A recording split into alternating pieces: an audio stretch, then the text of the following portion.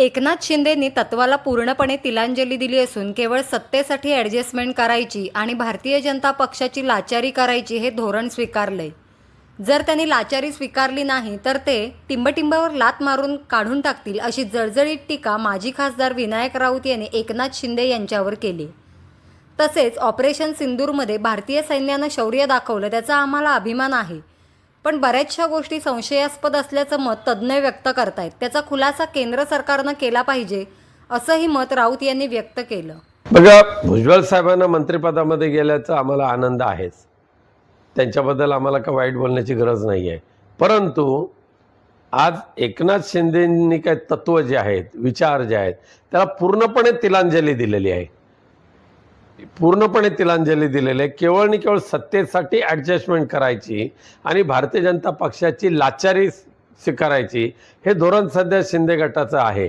नाही लाचारी स्वीकारली पत्करली तर ढुंगणावर लात मारून ते काढून टाकतील, फेकून देतील, ही भीती आहे.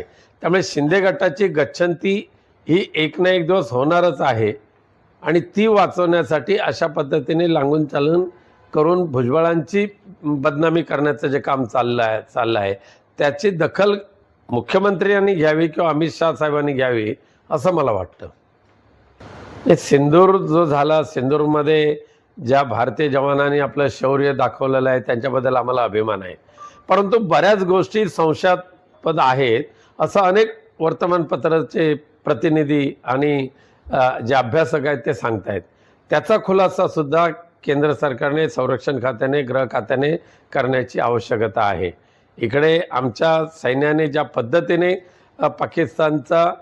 पाकिस्तानमध्ये घुसून दहशतवाद्यांचा खात्मा केला, त्याच पद्धतीने पाकिस्तानी सैन्याने सुद्धा आमच्या जम्मू काश्मीरमध्ये खूप मोठं नुकसान केलेलं आहे.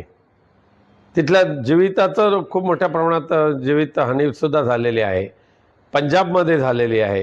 त्याची आकडेवारी अद्याप आपल्याकडे येत नाही आहे. ती झाकून का ठेवताय? आजसुद्धा जम्मूमध्ये, श्रीनगरमध्ये काही झालं नाही, पण जम्मूमध्ये कसं काय झालं त्याचा शोध केंद्र सरकारची गुप्तचर यंत्रणा घेईल अशी एक भाबडी आशा धरायला का हरकत नाही. कोकणातील ताज्या घडामोडींसाठी आजच सबस्क्राईब करा कोकण टुडे चॅनल व नोटिफिकेशन बेल आयकॉनला क्लिक करून मिळवा नवनवीन अपडेट्स.